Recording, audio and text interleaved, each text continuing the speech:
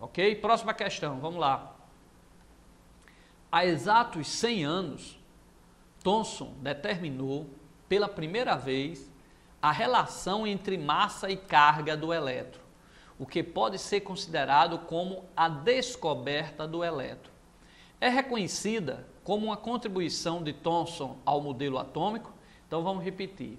Há exatos 100 anos, Thomson determinou pela primeira vez a relação entre a massa, tá aí a massa, e a carga do elétron, M sobre Q, ou como os livros chamam muito, né?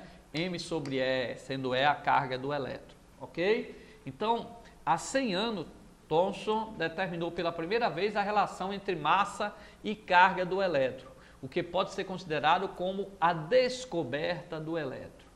É conhecida como uma contribuição de Thomson ao modelo atômico.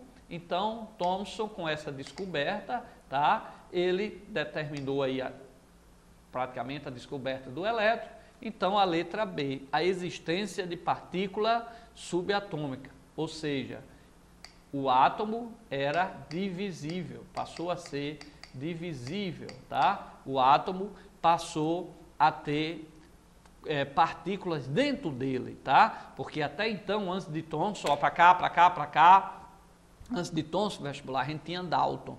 O que foi que Dalton fez? Ele disse que se você pegasse uma barra de metal, saísse cortando no meio, depois cortando, e cada vez cortando em pedaço menor, você ia chegar num ponto que você não ia mais conseguir cortar, que esse ponto era indivisível e ele chamou de átomo, tá certo? Átomo, ao pé da letra, quer dizer indivisível. Hoje em dia, a gente continua chamando de átomo, mas a gente sabe que o átomo, ele é divisível, tá? Ele possui núcleo, eletrosfera, então era para ter mudado de nome, porque o que é átomo ao pé da letra?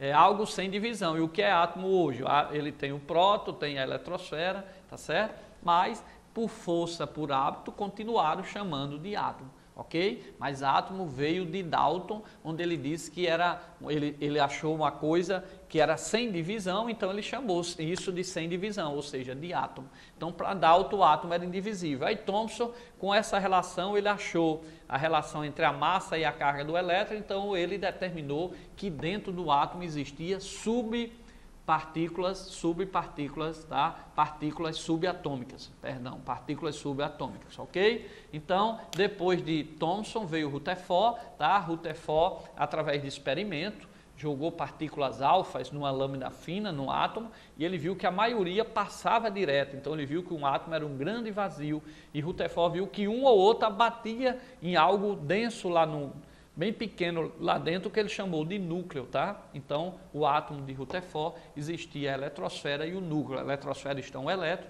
e no núcleo estaria quem? Os prótons e o nêutron. Lembre-se que a eletrosfera, para o vestibulando, ela é responsável pelo tamanho do átomo, pelo volume do átomo, tá? E o núcleo, que é bem pequenininho e maciço, é responsável pela massa do átomo, ok? Então, se eu tivesse ali o Machadão, né? Parabéns ao ABC, saiu da C para B, e o América vai continuar lá também, amanhã, né, à noite, amanhã à tarde, né, no Machadão. Ainda bem que à tarde dá para eu assistir um pedaço do jogo e à noite está aqui revisando Física e Química com vocês, ok? Então, vestibulando, se tivesse o Machadão e eu colocasse uma bolinha de ping-pong lá no centro do gramado, a bolinha seria o núcleo e todo o campo e toda a arquibancada seria a eletrosfera. Esse é o modelo de Rutherford. Então, a eletrosfera é responsável pelo tamanho, pelo volume do átomo e o núcleo é responsável pela massa do átomo. Aí, depois de Rutherford, veio Bohr, onde Bohr colocou que o átomo existia eletrosferas, tá? Na camada, o elétron não estava solto, e ele nessa eletrosfera, o elétron, que é uma carga se movimentando, ele não emite nem recebe, ondas eletromagnéticas naquele ponto. É uma situação comum, a não ser que venha um fóton, por exemplo, bata nele, aí ele ganha energia, e se essa energia do fóton for igual à diferença de energia entre a camada que ele está e a outra, ele pula para a outra camada. Se não for, ele nem recebe esse fóton, ele só recebe um fóton se for exatamente com a diferença de energia para ele ir para uma outra camada, ok? Tá? Então, Bohr falou em energia quantizada, tá? E falou nessa parte da eletrosfera, ok? Que o átomo ganhando energia, ele pula para a camada mais afastada. Aí ele volta e emite essa energia em forma de luz, ok? Então, correto aí, voltando na telinha, Thomson descobriu o elétron e a existência de partículas subatômicas, ok? Vamos para a próxima questão aí. O íon positivo estável M+, um cátion, né, perdeu o elétron, quando é mais ele perde elétron. Se fosse M-, ele seria um ânion, porque ele ganhou elétron. Aí está N+, eu já sei que ele perdeu um elétron. Então, repetindo, o íon positivo estável M+, de um determinado elemento M, possui a seguinte configuração eletrônica no estado fundamental: 1s2, 2s2, 2p6. Com base nessa informação, é correto afirmar que o elemento M pertence ao, então vamos repetir, um íon positivo estável, M+, de um determinado elemento M, possui a seguinte configuração. Então, ele deu a configuração do M+, tá? Ele botou 1s2, 2s2, 2p6. Com base nesta informação, é correto afirmar que o elemento M pertence ao... Vai para cá, vestibulando. Vestibulando, eu vou passar aqui uma página para explicar isso bem direitinho, mas lembre-se bem, se o elemento está M+, ou X+, ou A+, significa que ele perdeu o elétron. Se ele perdeu o elétron, significa que ele encolheu. A eletrosfera perdeu um elétron, ela se reorganiza, às vezes perde até uma camada. Se ele só tiver um elétron na última camada, perdeu, ele perde até uma camada. Então lembre-se que o raio atômico do cátion é menor do que o raio do átomo neutro. Então, por exemplo, o M+, vai ter um raio menor do que o M comum, tá certo? Então, quando um elemento perde elétron, ele fica menor. Então, o M+, o cátion, é sempre menor que o átomo neutro. Ora, olha, vamos para a telinha aí, tá? Se ele tem o M+, tá?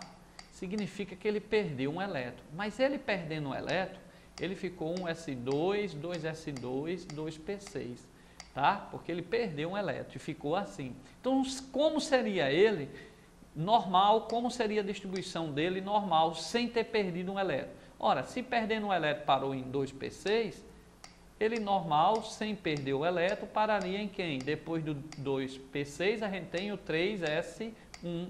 Então, essa é a distribuição do elemento no seu estado neutro, tá? 3s1. Aí, quando ele perdeu 1, ele perdeu 1, S1, ficou 2p6.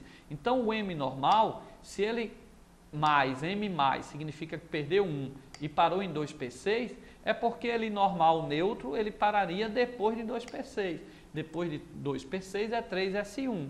Então, esse elemento no estado neutro tem quantas camadas? 3 camadas, tá? Ok? E terminou em S1. Se terminou em S1, a gente sabe que é família 1A, tá? Porque quando termina em S2 é 2A. S1 é 1A. S2 é 2A. Depois de S2 vem P1. P1 é 3A.